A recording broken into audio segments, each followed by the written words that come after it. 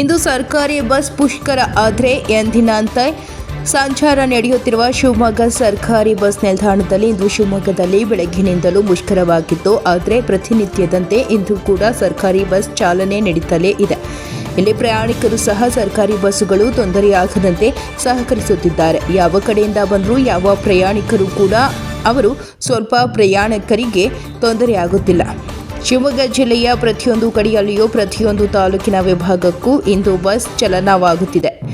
ನೋಡುತ್ತಿರುವ ವಿಡಿಯೋ ಇಂದಿನಂತೆ ಜನರ ಸಹಕರಿಸುತ್ತಿದ್ದಾರೆ. ಹಾಗೆ ಎಂದಿನಂತೆ ಬಸ್ ಸಂಚಾರ ಕೂಡ ಆರಂಭವಾಗಿದ್ದು ಸ್ವಲ್ಪ ಮಟ್ಟಿಗೆ ಜನ ಕಡಿಮೆ ಇದ್ದರೂ ಬಸ್ ಸಂಚಾರ ಮಾತ್ರ ಸ್ಥಗಿತಗೊಂಡಿಲ್ಲ. ಇಲ್ಲಿ ಈ ದಿನ ಮುಷ್ಕರ ಇದ್ರೂ ಕೂಡ ಯಾವುದೇ ಒಂದು ತೊಂದರೆ ಕೂಡ ಯಾರಿಗೂ ಆಗದಂತೆ ಸಾರ್ವಜನಿಕರು ಮತ್ತು ಸರ್ಕಾರಿ ಬಸ್ಸಿನ ಚಾಲಕರು ಮತ್ತು ನಿರ್ವಾಹಕರು ದಿನದಂತೆ ಸಹಕರಿಸುತ್ತಿದ್ದಾರೆ. ವರದಿ ರಮೇಶ್ ಡಿಜಿ, ಆನಂದಪುರ, ಶಿವಮೊಗ್ಗ. ನರಸಿಂಹ ಅಂತ ಹೇಳಿ ನಾವು ಗೋವಿಂದಪುರದಿಂದ ಬಂದಿದ್ದೀವಿ. ಇವತ್ತು ಸರ್ಕಾರಿ ಬಸ್ ಮಾತಾಡಿ. ನಮಸ್ಕಾರ, ನನ್ನ ಹೆಸರು ನರಸಿಂಹ ಅಂತೇಳಿ. ನಮ್ಮದು ಗೋವಿಂದಪುರ ಹೊನ್ನಾಳಿ ತಾಲೂಕು, ನ್ಯಾಮತಿ ತಾಲೂಕು, ದಾವಣಗೆರೆ ಜಿಲ್ಲೆಯಿಂದ ಬಂದಿದ್ದೀವಿ.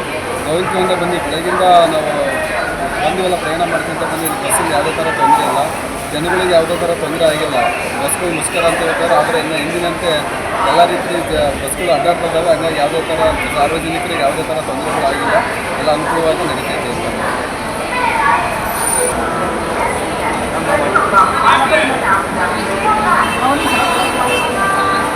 ಹೆಸರು ಬಸಪ್ಪ ನಾಗರಾಜ್ ಅಂತೇಳಿ.